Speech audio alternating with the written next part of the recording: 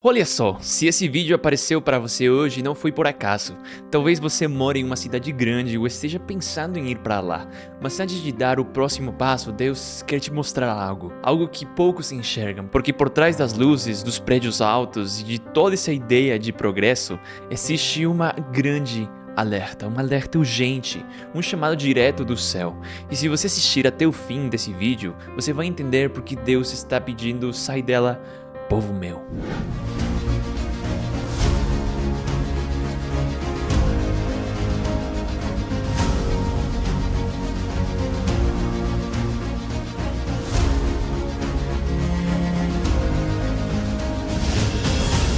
Você já parou para pensar por que as grandes cidades, apesar de suas luzes, sua tecnologia e suas promessas de progresso, ainda assim parecem tão vazias? Por que mesmo oferecendo de tudo continuam deixando na alma humana um vazio profundo e insaciável? Não se trata apenas de caos ou estresse urbano, é algo mais profundo, mais espiritual, mais antigo, e talvez a resposta não esteja no que virá, mas no que já foi.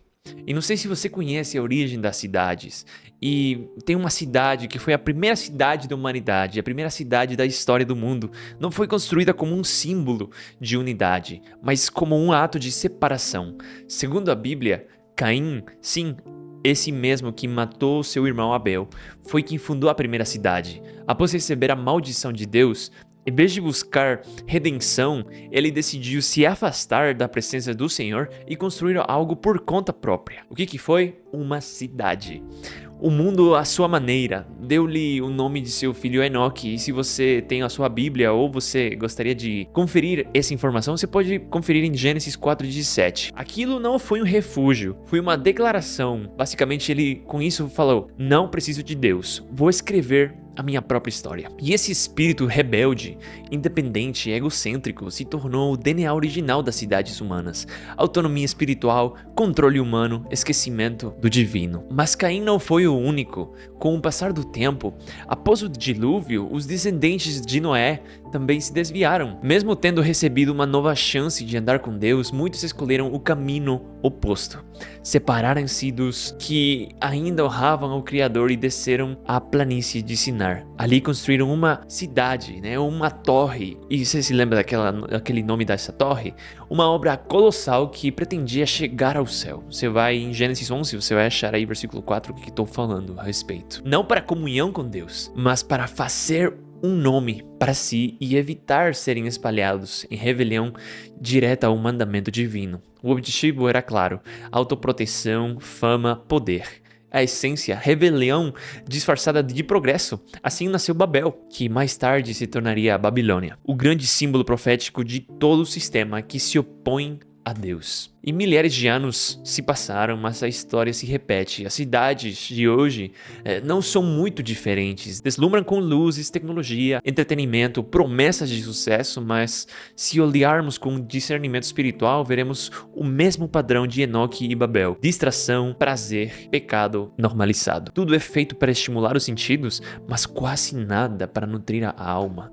Jovens levados pela corrente, famílias destruídas, fé desvanecida entre os arranha-céus, e enquanto isso, muitos ainda acreditam que o futuro está nas cidades, sem perceber que estão repetindo o mesmo erro do passado. E o que Deus diz sobre tudo isso? Há mais de um século, Deus vem alertando as cidades que seriam realmente cenários de juízo, incêndios, terremotos, violência, colapso social, e não como castigos cruéis, mas como atos de misericórdia, chamados de atenção, são para despertar um mundo adormecido. Quando disserem paz e segurança, então lhes sobrevirá repentina destruição. 1 Tessalonicenses 5:3. Alguns desses alertas já se cumpriram.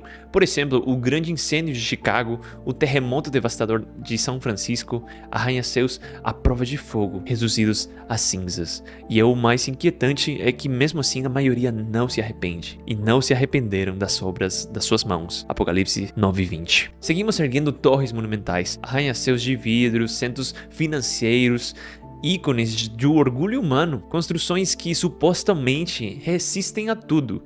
Mas a palavra de Deus é clara: tudo o que pode ser abalado será abalado. Hebreus 12:27. O juízo não vem porque Deus é cruel, vem porque o ser humano rejeita vez após vez a direção divina. E além da decadência espiritual, as cidades também se tornaram campos de batalha ideológica, econômica e social.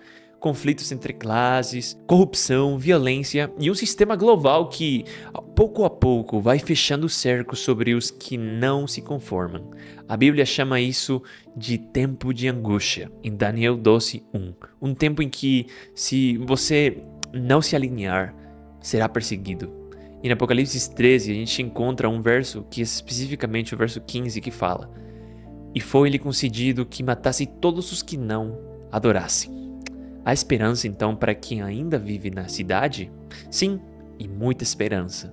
Porque mesmo em meio à escuridão, ainda há pessoas sedentas por luz. Homens, mulheres, jovens que buscam por algo mais, mesmo sem saber o que é.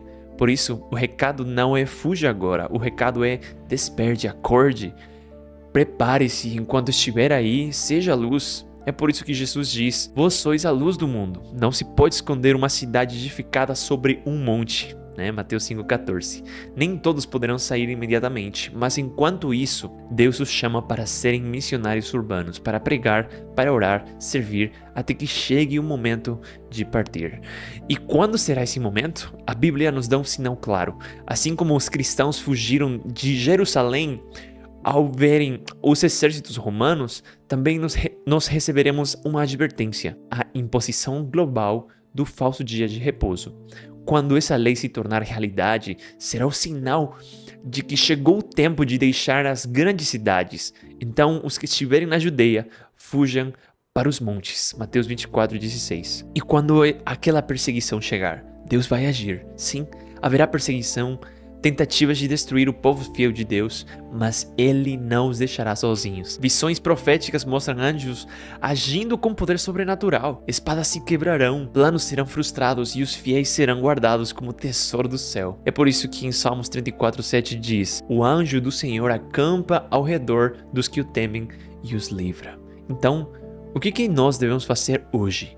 Em primeiro lugar, a gente precisa avaliar as nossas vidas. Como está a sua caminhada espiritual? Não coloque sua confiança no sistema de hoje, nem na cidade, nem no dinheiro, nem na falta de segurança. Em primeiro lugar, conecte-se com Deus. Ele ainda está falando, Ele ainda está chamando. E além de ouvir, a gente precisa também despertar outros. Essa mensagem não é para ser guardada, é para ser compartilhada, porque o que vem não é o fim, é o começo do verdadeiro reino. Se você ficou até aqui, lembre-se que você pode deixar seu nome nos comentários. Escreva aqui seu nome nos comentários para que nós possamos orar por você. E também na descrição você vai receber aqui os links de contato. Se você tem um pedido muito especial, muito específico que você gostaria de compartilhar conosco, então manda uma mensagem no Instagram ou no Facebook. A gente vai estar muito feliz de receber sua mensagem. E não se esqueça de curtir esse vídeo, compartilhar esse vídeo e também se inscrever no canal se você ainda não está inscrito. Que Deus abençoe sua vida. A gente se vê no próximo vídeo.